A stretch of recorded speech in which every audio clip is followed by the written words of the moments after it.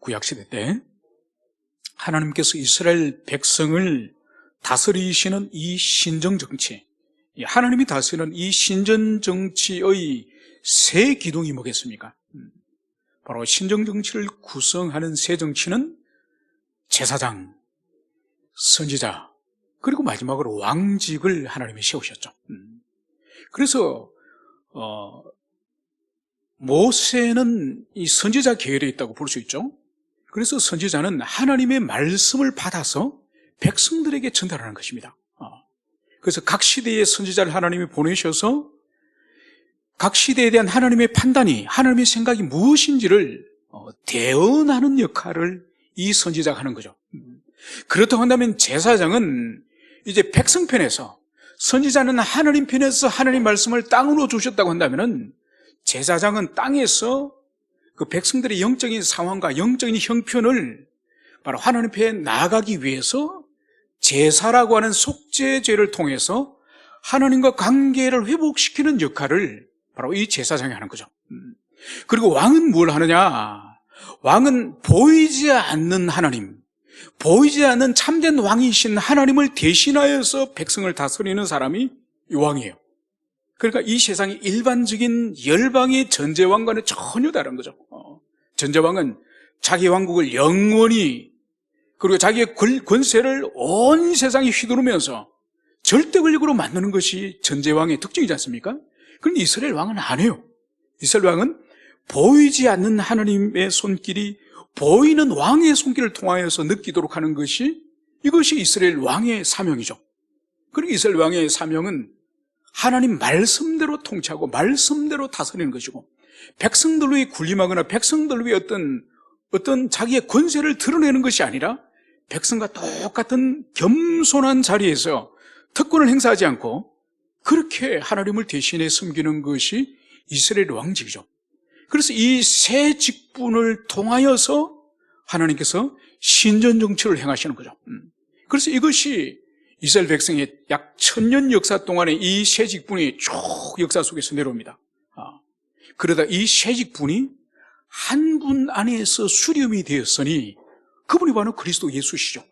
그래서 그분은 아버지 하나님의 말씀을 이 땅에 증거하는 선지자이셨고, 그리고 백성들의 죄를 이제 속죄하기 위해서 자기 몸을 제물로 삼으셔서 자기 몸을 십자가에 못 박으시면서 아버지 하나님과 백성과의 관계를 회복시킨 대제사장이셨고, 마지막에는 만물과 이 세계를 다스리고 통치하시는 바로 선한 왕이셨습니다.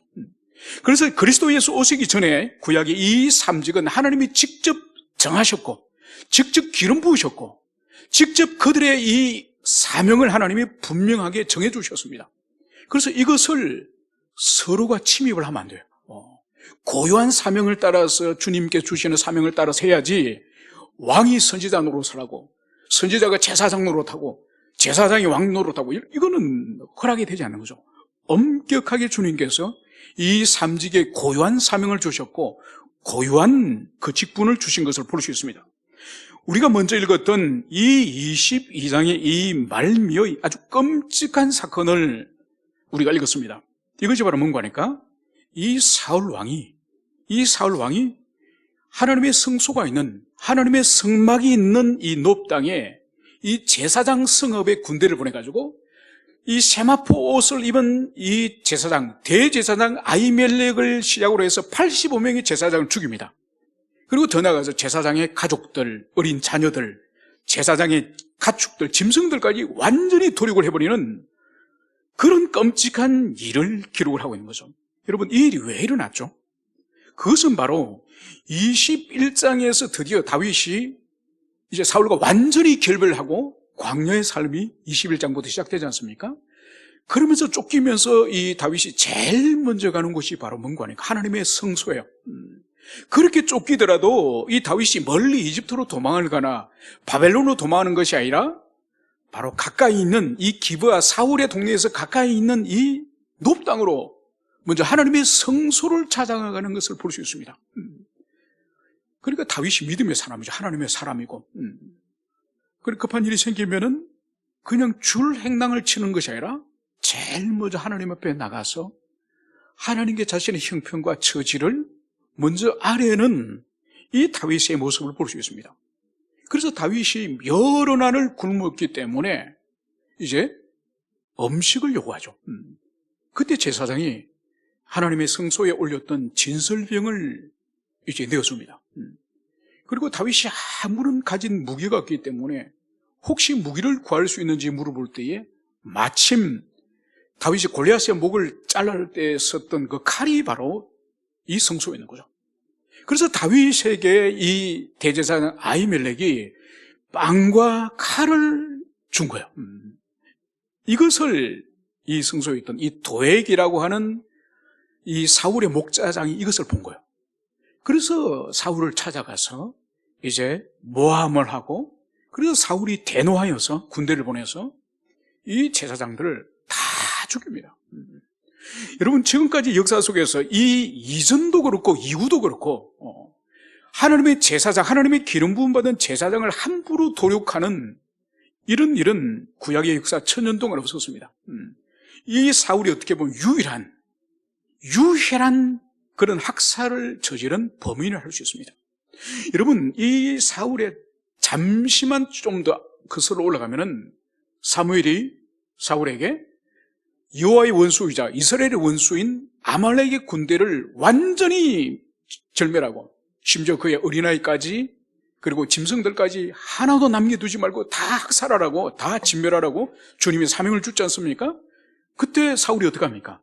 좋은 짐승 남겨두고 또 아말렉에 그 왕 남겨두고 하나님의 말씀을 있는 그대로 단순히 순종하기보다는 자기의 판단으로 하나님의 말씀을 편집하여서 그렇게 부분적으로 순종하지 않았습니까?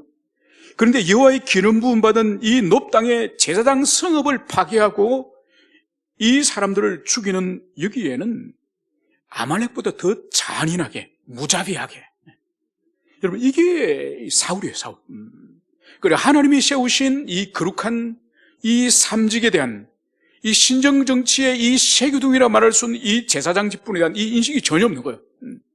지금 자기의 정적인 이 다윗에게 도움을 주기 때문에 너희들은 다 죽어야 돼. 이게 바로 이 사울의 무자비한 폭정인 것을 여기서 보여주고 있습니다. 여러분, 이것이 바로 이스라엘 백성들이 사무엘도 싫고 우리에게 인간의 왕을 달라고 졸라댔지 않습니까? 바로 이게 인간 왕의 실상이에요. 그들이 원했던 인간 왕은 그들이 기대하는 것과 전혀 다른 결과를 지금 가져오는 거죠. 이어지는 23장의 이 말씀은 바로 뭔가 하니까, 바로 이런 상황에 지금 다윗이 어디 있느냐? 다윗은 지금 아들람 굴에 있다고 22장 1절 2절에서 말씀을 하고 있습니다. 이 아들람 굴에서 지금 다윗을 따르는 무리가 한 400명 정도의 사람들이 다윗을 지금 따르고 있습니다. 이 사람들과 아들람 동굴에서 지금 숨어서 지내고 있는데, 이 다윗에게 그일라라고 한 성읍에 지금 그 타작마당에 블레셋 사람들이 지금 공격을 해서 그 타작마당을 다 장악하고 그 성읍이 지금 망항이 되었다는 것을 여기서 오늘 다윗에게 누군가 보고를 한 거예요. 여러분, 여기서 우리가 볼 수 있는 것이 뭔가 하니까, 이 그일라는 지금 다윗이 있는 아둘람과 거리가 한 5km 정도밖에 되잖아요. 여러분, 5km면은 여기서 지금 한 범계역 정도? 아주 가까운 거래요. 저 정도 거리에 지금 같은 하나님의 백성이 지금 블레셋으로부터 공격을 당해서 그 성읍이 망하게 된 거예요. 여러분, 원래 이렇게 외적이 쳐들어오면 제일 먼저 누구에게 알려지겠습니까? 다윗에게 먼저 알려지겠습니까? 사울 왕에게 먼저 알려지겠습니까? 사울 왕에게 먼저 알려지겠죠, 그죠? 원래 왕이라는 것 자체가 그 나라를 외적으로부터 보호하는 1차적인 책임과 의무가 있는 사람이 왕이죠, 그죠? 그거 하라고 주님이 세우지 않았습니까? 그런데 백성들이 다윗에게 와서 알렸다는 것은 무엇을 보여주는 거죠? 두 가지를 보여주죠. 사울은 백성의 생명과 안전에 관심이 없는 거예요. 백성이 외적들에게 당하든 말든 그것은 관심이 없습니다. 두 번째로 우리가 볼 수 있는 것이 뭔가 아닌가? 백성들이 다윗에게 호소하고 다윗에게 구원을 요청한 것은, 다윗은 백성의 어려움과 백성의 곤란과 백성의 위기를 반드시 알면은 도움을 줄 것이다, 구원해 줄 것이다, 이것을 백성들이 알은 거예요. 그리고 이미 민심이 실질적인 왕가는 사울이 서고 있지만은 실질적으로 백성을 사랑하고 백성을 보호하고자 하고 백성의 권리를 지키고자 하는 이 왕의 이 본질적인 사명, 이 사명은 사울에게 떠난 지 오래됐습니다. 이 다윗에게 있다는 것을 알기 때문에 이 사람들이 지금 다윗에게 구원을 요청하러 온 것을 여기서 볼 수 있습니다. 바로 여기서 오늘 2절의 다윗의 행동을 볼 수 있습니다. 다윗이 여호와께 묻자와 이르되 내가 가서 블레셋의 사람들을 치리까? 여러분, 다윗은 이 문제를 먼저 자신들의 한 400명 정도 되면은 거기에 한 참모들이 있을 거지 않습니까? 거기도 조직이 있을 테니까. 그래서 다 참모들 불러가지고, 여러분, 여기서 지금 5km 정도 떨어지는데 그엘라 성읍이 지금 우리 원수 블레셋 사람들의 포위가 돼서 타작마당을 빼앗겠다 그러는데 1년 내내 농사 지어가지고 그 곡식을 쌓아둔 그 타작마당을 빼앗겠다는 것은 그엘라 사람이 1년 동안 먹을 양식이 없어지거든요. 굶어 죽는 거예요. 그러면 여러분 생각 어떻습니까? 우리가 갈까요? 400명 중에 200명은 남고 200명만 갈까요? 다 갈까요? 여러분, 상식적으로라면은 보통 참모들에게 먼저 의견을 묻지 않겠습니까? 가장 측근들에게. 오늘 다윗은 그걸 먼저 하지 않습니다. 다윗은 하나님의 뜻을 묻는 거예요. 여러분, 이것이 다윗과 사울과 본질적으로 차이예요. 여러분, 사무엘상을 여러분들이 아무리 찾아보더라도 사울이 하나님께 기도하였고 하나님께로부터 응답받았다는 기록이 있습니까? 없습니다. 사울의 본질적인 인격적 특징은 하나님의 뜻을 철저히 묻지 않는, 하나님과 교통이 없는, 하나님의 뜻을 모르는 영적 무지한 사람이라는 거예요. 여러분, 다윗은 보세요. 아무리 가까운 측근들, 자기 군사들이 있다 할지라도 그들에게 먼저 묻지 않습니다. 하나님께 먼저 묻는 것이죠. 오늘 하나님의 응답은 무엇입니까? 바로 가서 블레셋 사람을 치고 그엘라를 구원하라.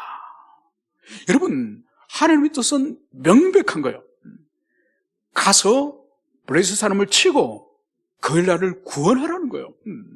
여러분, 하나님의 눈에는 지금 사울이 왕관을 쓰고 있지만은 사울이 왕이 아니에요. 사실은 이미 하나님의 성령이 떠났고 그는 비겁하고 겁이 많고 또 자기 동족을 무참히 학살하는 무자비한 사람이에요. 그 사람이 자기 백성을 보호하고 지킬 것은 하나님도 기대하지 않는 거예요. 그래서 다윗이 기도하니 너가 가라, 너가 가서 그엘라 사람을 구원하라, 이렇게 주님이 응답하시는 거예요. 여기에 대해서 이제 백성들에게, 자기를 따르는 사람들에게 말하지 않았겠습니까? 오늘 3절에 보면 다윗의 사람들이 그에게 이르되 보소서 우리가 유다에 있기도 두렵거든 하물며 그엘라에 가서 블레셋 사람들의 군대를 치는 일이까? 여러분, 다윗을 따르는 사람들이 지금 당장 하는 말이 바로 뭐죠? 보소서 우리가 유다에 있는 것도, 지금 이 땅에 있는 것도 두렵거든, 이 좁은 땅덩어리 안에서 지금 쫓겨다니는 이것도 두렵거든. 여러분, 팔레스타인 이스라엘 12지파가 있는 이 땅이 넓은 땅이 아니에요. 한 강원도 정도밖에 되지 않습니다. 이 강원도 정도 되는 이 면적에 다윗은 13년간 도망다닙니다. 한 번도 안 잡히고. 그러니까 이 좁은 땅 안에 우리나라처럼 산이 많고 산에 숲이 우거져 있는 그런 땅이면 숨죠. 그리고 광야의 광야. 다 지평선이 끝까지 보이고 바위와 이 돌멩이가 있어서 어디 숨을 데가 없습니다. 겨우 동굴 정도나 숨지. 그리고 여러분, 한두 사람, 서너 사람이 도망을 다니면 찾기가 힘들겠죠, 그죠? 여러분, 400명이면 한때 벌써. 여러분, 400명은 움직이면은, 광야에서 움직이면 다 보입니다. 그러니까 겨우 밤중에 움직여야 될 정도로 이 많은 사람을 지금 가지고 하나님께서는 전쟁을 치라는 거예요. 그리고 다윗은 어떻게 할까요? 물어보는 거예요. 여기에 대해서 이 다윗의 사람들이 우리가 유다에 있는 것도 지금 두려운데, 이 땅에서 피해 다니고 숨어 다니는 이것도 두려운 일인데 그엘라에 가서 블레셋 사람들의 군대를 치는 일일까? 그엘라로 가고 거기서 전쟁을 치면은 다윗의 위치가 완전히 노출되어 버리죠. 그죠? 그 400명이 움직이고 400명이 또 블레셋과 전쟁을 치면은 이 사울 왕의 눈에 그대로 노출이 되는 거죠. 그래서 그엘라 사람은 구원하여서 그들은 구원을 받을 수 있겠지만은 다윗과 다윗의 군대는 사울 군대에 완전히 노출되어 버리는 거죠. 그래서 지금 이 다윗 사람들이 지금 펄쩍 뛰면서 반대하는 것을 볼 수 있습니다. 여러분, 다윗의 사람들은 매우 지금 합리적인 사람이에요. 지금 이 사람들이 지금 비이성적인 말도 안 되는 주장을 하는 것이 아니에요. 오히려 다윗의 사람들이 합리적이고 다윗이 비합리적으로 지금 자기 뜻을 하나님께 지금 물어보는 것이죠. 여러분, 오늘날도 우리가 신앙생활을 하거나 일상의 삶 가운데에 합리성은 매우 중요해요. 왜냐하면 건강한 상식과 건강한 이성을 통해서 하나님께서 우리에게 합리성을 따라서 삶을 살도록 하거든요. 문제는 비상한 상황에 합리성을 뛰어넘는 것이 바로 뭔가 하니까 하나님에 대한 신뢰와 믿음이에요. 지금 다윗에게 필요한 것은 이 참모들에게 합리적인 생각을 물어가지고 합리적으로 우리가 이렇게 합시다, 이게 지금 필요한 것이 아니에요. 그래서 다윗은 참모들과 합리적으로 토론을 하고 참모 회의를 하기보다는 먼저 하나님의 뜻을 묻는 거예요. 하나님의 뜻과 하나님을 향한 믿음은 합리성을 뛰어넘는, 이성의 작용을 뛰어넘는 초월적인 계시가 바로 이 믿음인 것이에요. 오늘 다윗은 그것을 정확히 아는 거죠. 그러니까 이 신하들은 합리적인 사람이라고 할 수 있다고 한다면은 다윗은 합리를 넘는 바로 믿음의 사람, 하나님의 사람인 것을 여기서 볼 수 있는 거죠. 여러분, 그래서 우리 인생에 거의 대부분은 우리가 건강한 이성과 건강한 합리성을 가지고 이 세상을 살아갑니다. 그러나 우리 인생에 합리성을 넘는, 이성의 판단을 넘어서는 그런 결정을 할 때가 우리 인생에 있습니다. 그걸 영적인 감각을 가진 사람은 그걸 분별해야 되는 거예요. 문제는 그때 영적인 감각을 가지고 합리성을 뛰어넘는 초월적인 계시를 의존해야 될 텐데, 초월적 계시를 의존하지 못하고 합리적인 생각을 따를 때가 있다는 거예요. 그때는 주님의 뜻을 이룰 수가 없습니다. 그래서 우리에게 필요한 것이 영적인 예민함, 그래서 끊임없이 하나님의 말씀을 통하여 주님의 뜻이 무엇인지를 우리가 분별을 하고, 그리고 깊은 기도 세계를 통하여서 지금 나에게 이 상황에 주시는 주님의 뜻이 무엇인지를, 이 객관적인 진리와 주관적인 성령의 교통이, 이것이 두 가지가 필요한 거예요. 여러분, 그래서 이 두 가지를 우리 그리스도인들에게 잘 구비해야지, 그리고 객관적인 진리만을 가졌으만도 안 되고, 또 객관적인 성경과 진리에 대한 지식은 없으면서 자기 마음에 기도하면서 이게 주님의 뜻이다, 이것이다, 이 확신만 가지는 것도 위험한 거예요. 그래서 이 객관적인 이 진리 체계 속에서, 주관적으로 깊은 기도 세계 속에서 주님의 뜻을 분별할 수 있는, 이것이 우리에게 필요한 거죠. 그래서 이 다윗은 이 신하들의 이 반대 의견에 대해서 뭘 하느냐? 4절, 다윗이 여호와께 다시 묻자온대, 다시 하나님께 기도하는 거예요. 그래서 하나님의 뜻이 명백하게 무엇인 것을 자기 자신도 다시 확신을 하고, 그리고 신하들에게, 부하들에게도 하나님의 뜻이 이것이라는 것을 가르치고, 그리고 하나님의 말씀을 가지고 이들을 설득을 해야 되는 거예요. 설득을. 그래서 또다시 다윗이 이제 물을 때 여호와께서 대답하여 이르시되, 일어나 그엘라로 내려가라, 내가 블레셋 사람을 내 손에 넘기리라 하시라. 여러분, 여기서 일어나라. 여러분, 소녀야 일어나라. 우리 주님께서 회당장 딸을 살리실 때에 달리다쿰 소녀야 일어나라 그러지 않습니까? 그것처럼 여기서 다윗에게 하나님이 일어나라는 거예요. 이 일어나라고 한 이 의미는 특별히 이 군대 용어에서 사용되어질 때, 지금 전쟁의 지금 분위기지 않습니까? 이 상황에서 사용되어질 때는 전쟁하기 위해서 일어나라는 거예요. 그래서 명백하게 주님께서 이 두 번째는 강력한 단어를 지금 사용하시죠. 그래서 일어나서 그엘라로 내려가라, 내가 블레셋 사람을 내 손에 넘기리라. 여러분, 이 블레셋 사람들이 있는 이 지금 그엘라는 어딘가니까 블레셋과 이 유다 땅의 접경 지역이에요. 우리로 친다면은 휴전선이 있지 않습니까? 휴전선 이북은 이제 이북의 영토겠죠. 이 남쪽이 우리 대한민국의 실제적인 영토지 않습니까? 이 거일라는 어딘가 하니까 바로 휴전선이 딱 꺼져 있는 거기에 군사분계선 그쪽에 대동리라고 했습니다. 거기 이제 비무장지대 아닌데 그게 마지막 그 마을들이에요. 그것처럼 완전 국경에 접해져 있는 데가 이 거일라예요. 그러니까 만약 전쟁이 일어날 경우에 블레시아에서 다른 군대들이 오기가 아주 쉽겠죠, 그죠? 다른 군대들이 블레시아 군대가 불리하면 확 몰려오겠죠. 그러니까 이 거일라는 이 다윗이 전쟁을 치기로도 아주 불리한 곳이요. 이 불리한 곳인데도 하나님의 뜻이 바로 거일라로 가라. 블레셋 군대를 내 손에 붙이겠다. 주님께서 다시 한번 분명히 말씀을 하시죠. 바로 여기 이제 순종하여서 다윗이 그의 군대를 이끌고 가서 거일라에서 이제 전쟁을 칩니다. 그리고 전쟁에서 이제 이기고 이제 거일라 주민을 이제 구원하게 되었습니다. 여러분, 여기서 볼 수 있는 것이 뭔가 하니까 하나님께서는 가라, 일어나 가라, 내 손에 붙이겠다. 주님은 아주 불리한 이 국경 이 성읍에 있는 거일라를 공격을 했지만은 인간적으로 볼 때는 그 성읍에 가는 것 자체가 블레셋에 공격을 받을 수 있기 때문에 가는 것 자체가 어리석은 판단이라고 여겨지지만은 그 하나님 말씀에 단순히 순종하니 이 거일라 성읍을 구원하고 이제 이 블레셋 군대를 크게 쳐부었었다는 것을 여기서 볼 수 있습니다. 여러분, 그래서 우리 인생에 있어서 항상 마음에 기억해야 될 것은 하나님의 말씀은 검증이 필요 없는 거예요. 여러분, 우리 인간의 말은 그 사람이 과거에 어떤 사기의 전과가 있는가? 그 사람이 과거에 비슷한 어떤 나쁜 짓을 한 적이 있는가? 여러분, 어떤 계약을 할 때 항상 그런 우리가 의심을 가지지 않습니까? 부동산을 계약을 하더라도 그 사람이 몰래 담보를 설정했는지, 나에게 어떤 형태의 손해를 끼칠 수 있는지 항상 의심을 하고 조심스럽게 하지 않습니까? 그게 이제 인간이죠. 그런데 이 성경에서 하나님께서 우리에게 약속하신 이 말씀은 의심할 필요가 없다니까요. 그것은 그대로 신뢰하고 그대로 믿으면 되는 거예요. 왜냐하면 이 방대한 성경 속에서 하나님께서 인생들에게 약속하시고 언약을 맺으시고 그 결과 모든 것을 주님께서 선하게 갚아주시고 선하게 이루셨다는 것이 이 성경의 이 교훈이에요.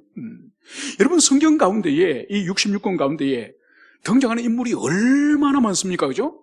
이 많은 이 성경의 인물 가운데에 가장 많은 성경의 이 분량으로 가장 인생의 그 깊은 내면까지 삶의 구체적인 부분까지 가장 많은 성경으로 할애하는 인물이 누군지 아십니까? 우리 예수님도 아니에요. 우리 예수님은 공생에 3년밖에 기록하지 않습니다. 이 다윗은 어린 시절부터 늙어 죽을 때까지 그 광대한 인생의 그 긴 세월을 이 사무엘하, 열왕기상까지 여러분 엄청나게 많은 양으로 이 성경의 이 다윗의 인생 여정에 대해서 기록을 하고 있는 거예요. 그리고 여기 얼마나 많은 사건들과 내면의 갈등과 그의 어려움들과 환란들이 기록되었습니까? 그죠? 그래서 이 사무엘 상하에 있는 이 다윗의 이 여정은 오늘날 신약교회를 살아가는 우리 그리스도인들, 우리 자아를 이게 투영하기에 너무너무 좋은 거예요. 여러분, 입에 담을 수도 없는 환란을 당한 사람이 이 다윗이 아닙니까? 여러분, 다윗처럼 이런 환란을 당한 사람 아마 성경 속에 없습니다. 그거 보세요. 자기 아내의 아버지인 장인에게 10여 년을 쫓기지 않습니까? 그래서 결혼하여서 그가 이제 가정을 꾸리고 왕이 됐지만은 그의 인생에 이제 좋은 일만 있습니까? 아니죠, 그죠? 입에 담을 수 없는 일이랍니다. 보세요. 자기 큰아들이 이복 여동생을 강간하고 아버지가 그 큰아들에 대해서 징계를 하지 않으니 압살롬 다른 아들이 형님을 찔러 죽이고 그리고 그 압살롬이 이제 도망을 쳤다가 다시 돌아와서 아버지를 이제 죽이고 자신이 왕이 되려고 하고 그리고 이 압살롬이란 이 인간이 자기 아버지 다윗의 첩을 백주 대낮에 강간하지 않습니까? 이 끔찍한 이런 일을 버리는 거죠. 여러분, 이것을 다윗의 인생 가운데 늙어 죽을 때까지 반역이 다윗의 집안에 계속 일어나고 형제가 형제를 죽이는 살육이 계속 일어납니다. 그래서 그 다윗이 그 고비마다 어떻게 하나님께 기도하고 어떻게 인간적인 생각을 부리고 주님의 뜻에 가까이 나갔는지 그것이 아주 상세하게 묘사되었습니다. 그래서 이 사무엘서에 있는 이 다윗의 광대한 그의 인생, 아주 세밀한 그의 인생에 관한 기록, 여러분 이것을 읽고 우리가 묵상할 때마다 우리 인생을 돌아보고 주님께서 다윗을 사울의 손길로부터 구원하시고 그의 인생이 이 땅에서 생명이 끝나는 순간까지 끝까지 이끄셨다는 것을 볼 때에 우리 인생과 우리 생애 또한 주님이 책임지시고 끝까지 인도하실 거라는 그 신뢰를 이 하나님이 상세하게 기록하신 이 다윗의 인생을 통해서 우리를 투영하라고 이 말씀을 주신 거예요. 여러분들에게 그러한 은총이 있기를 소망합니다. 이제 오늘 또 상황이 달라지게 됩니다. 바로 7절에 보면 이 다윗이 그엘라를 이제 구원하였고 그엘라를 이제 다윗의 손에 의해서 구원을 받았다는 이 소식을 어떤 사람이 사울에게 일러 바치는 거예요. 여러분 그엘라 성읍 안에 여러분 이것이 인간입니다. 다윗에게 큰 은혜를 구원의 은혜를 이 그엘라 사람이 입었지 않습니까? 다윗이 달려와서 구원하지 않으면 그엘라 사람은 다 죽었겠죠. 그런데 그 안에서도 이 사울과 내통을 하는 사람이 있는 거예요. 여러분 이거는 세상 끝날 때까지 마찬가지예요. 아무리 하나님이 구원하신 큰 구원의 은혜를 그엘라 사람들이 있고 기쁨과 감사 가운데 그엘라 사람들이 그렇게 하나님께 영광을 돌렸지만은 그 속에서도 엉뚱한 생각하는 사람이 있다는 거예요. 여러분 이건 세상 끝날 때까지 예수님이 말씀하셨던 것처럼 알곡 가운데 가라지가 있고 양들 가운데 염소가 있는 이 영적인 전쟁은 세상 끝날 때까지 계속 그렇습니다. 이거는 개인적으로도 마찬가지예요.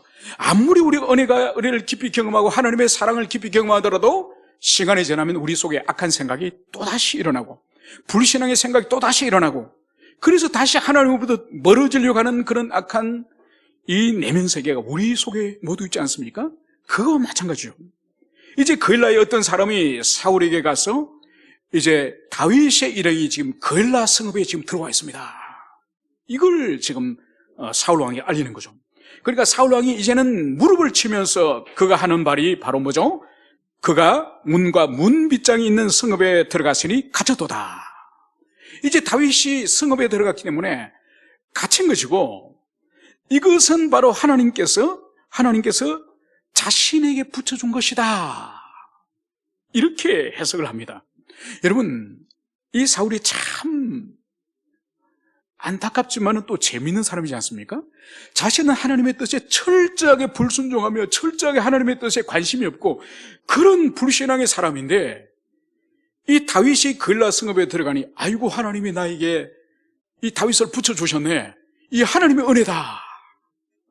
여러분 하나님의 은혜는 그런 사람에게 주어집니까? 아니죠, 그죠? 하나님의 은혜는 하나님의 뜻을 깨닫고 주님의 뜻에 순종하는 사람, 하나님의 사람에게 하나님의 은혜가 주어지는 것이지 하나님과 아무 상관없이 자기 마음에 드는 일이 발생했다고 해서 그것이 하나님의 은혜가 되는 것이 아닌 것이죠. 그래서 오늘 이 사울이 다시 군대를 모으고 그엘라로 내려가서 이제 그엘라 성읍을 포위하려고 합니다. 오늘 9절에 보면 다윗에게도 이제 이 사울이 자기를 헤아려한다는 것을 이제 알게 되었습니다. 그리고 이제 도망 나온 제사장 아비아달에게 에봇을 가져오라고 합니다. 여러분 에봇은 뭔가 하니까 대제사장이 입는 이 겉옷을 말합니다. 그러니까 제사장들이 다 에봇을 입습니다. 에봇을 입지만은 이 아비아달의 아버지 아히멜렉이 입은 이 대제사장의 이 에봇은 달라요.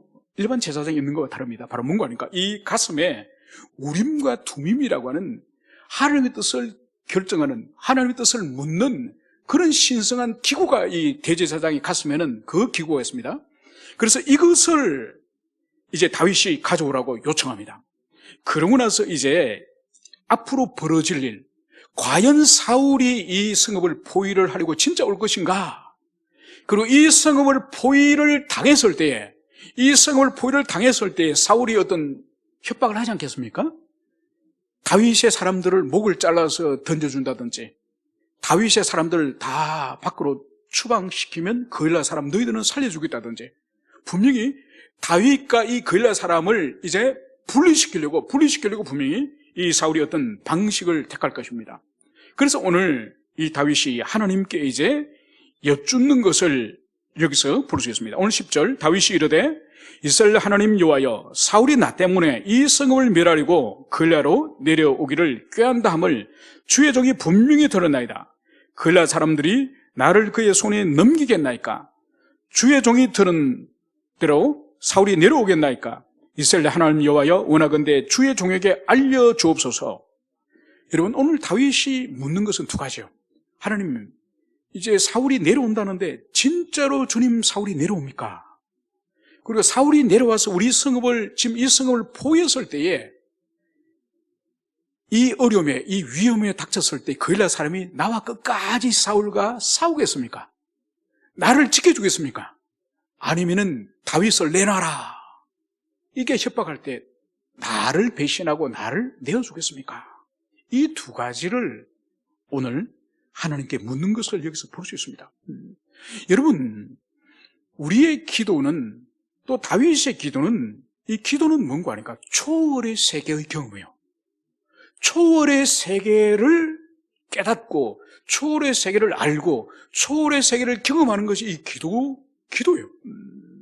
여러분 사울이 내려올지 안 올지 그리고 사울이 협박할 때 이 걸라 사람이 자기를 배신하고 내줄지 이거는 아무도 모르는 그거는 그때 가봐야 하는 거예요.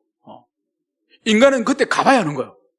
사울이 올 때까지 기다려보면 성 밖을 포위하면 그때 사울이 온 것이고 사울이 협박하기 시작할 때에 걸라 사람들이 모여서 웅성웅성하면서 다윗을 잡아서 차라리 줍시다.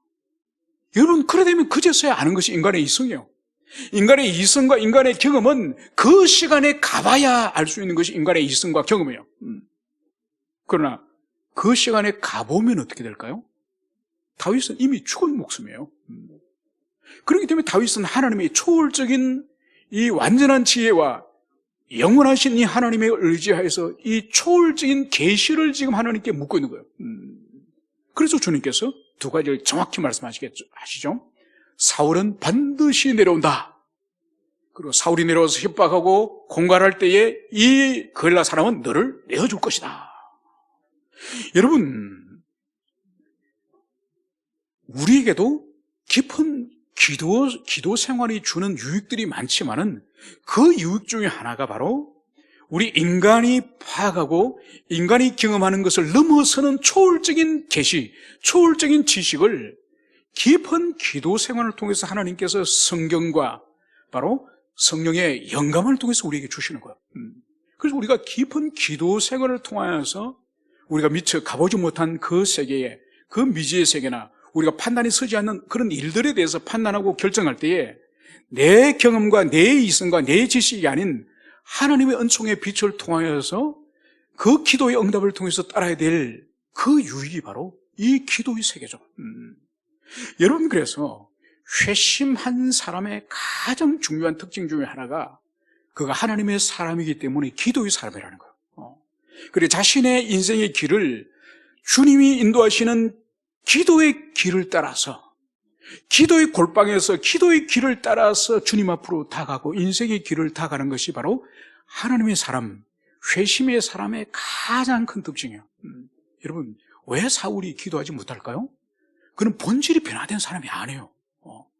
본질이 변화되지 않으니까 나중에는 블레셋의 포위돼서 죽게 되더라도 금식을 하면서 하나님께 기도하기보다는 죽은 사무엘의 그 영에게 무당을 찾아가서 사무엘의 영을 불어내서 묻는 거예요.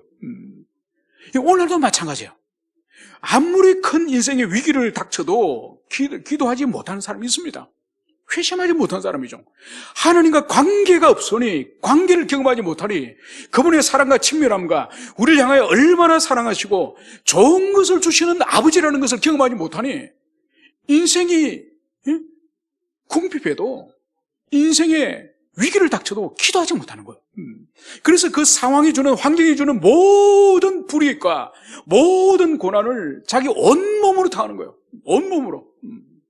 여러분 그러니까 신자들이 신앙생활을 하더라도 많은 사람들이 인생에 하나님을 만나지 못하니까 교회는 다니는데 신앙생활을 하는데 계속 고통을 당하는 거야.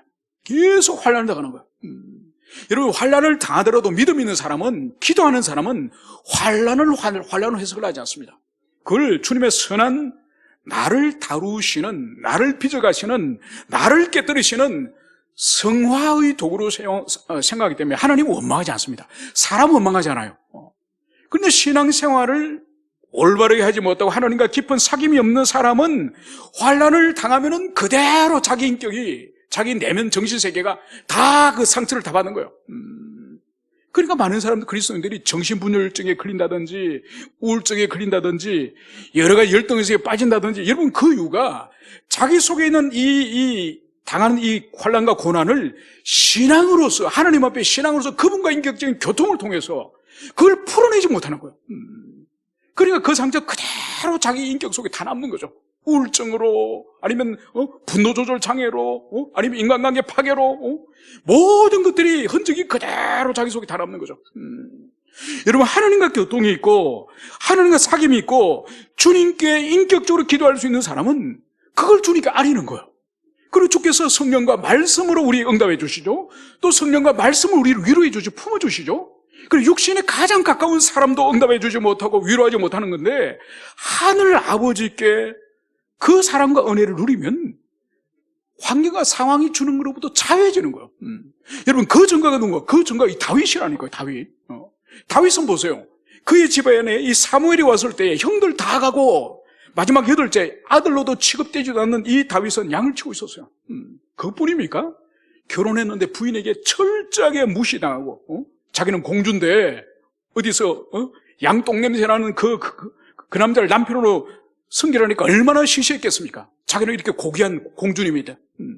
그래서 자기 부인에게조차도 철저하게 무시를 당한 사람이 다윗이에요. 나중에 또 보세요. 아들들이 반란을 일으키지 않습니까? 아들들이 자기 첩을 강간하지 않습니까? 입에 담을 수 없는 이 환난과 고통을 당했지만은 다윗의 인생을 보면은 주님을 향한 열심과 그 마음이 일관돼요. 일관되는 거예요. 그게 뭔가 하니까 모든 환난과 이 고통을 사람들에게 풀거나 인간적 방법으로 풀거나 다른 방식으로 그 문제를 해결하는 것이 아니라 깊은 기도 세계 속에서 끊임없이 주님과 인격적인 교통 가운데서 위로하시는 하나님, 때로는 책망하시는 하나님, 때로는 품어주신 하나님, 때로는 안아주신 하나님, 이 모든 인격적인 이 교통을 하나님으로부터 다 경험하기 때문에 사람들에게 사랑 좀 받지 못하더라도, 사람들에게 그렇게 위로받지 못하더라도 그 중요한 문제가 아니에요. 그런데 하나님을 만나지 못하면 그게 중요한 게 되는 거예요. 결핍이 중요하고, 사랑받지 못한 것이 평생의 상처와 수치가 되고, 여러분, 그래서 그리스도인이 아니면은 필요 없습니다. 그리스도인이기 때문에 자기 인생에 하나님과 지속적인 깊은 관계를 누리지 못하는 그리스도인은 불행이 보장된 삶이에요. 불행할 수밖에 없는 거예요. 그래서 오늘 이 다윗이 우리에게 보여주는 것이 뭔가요? 작은 일이라도 있으면은, 무슨 일이든 있으면 큰 일이든지 작은 일이든 항상 주님의 뜻을 묻고 기도하는, 그래서 주님의 뜻대로 살려고 하는 이 신앙의 삶, 이 신앙의 삶 때문에 오늘 마지막 14절은 어떻게 말씀을 하고 있죠? 사울이 매일 찾되 하나님이 그를 그의 손에 넘기지 아니하시니라. 그 좁은 땅덩이 안에 사울이 13년 동안 다윗을 잡으려고 매일 찾되, 그런데 오늘 그가 이 사울 왕에게 붙잡히지 않고 그가 생명을 잃지 않는 비결이 바로 뭐라고 성경이 기록하고 있죠? 하나님이 그를 그의 손에 넘기지 아니하시니라. 바로 하나님이 지키시고 하나님이 보호하시고 하나님이 다윗과 함께 하시기 때문에 13년 동안 이 사울이 군대를 이끌고 이 나라를 쥐잡듯이 뒤져도 결국 하나님이 보호하시고 하나님이 지키면 손을 못 대는 거예요. 여러분, 우리 인생이 이렇게 되기를 소망합니다.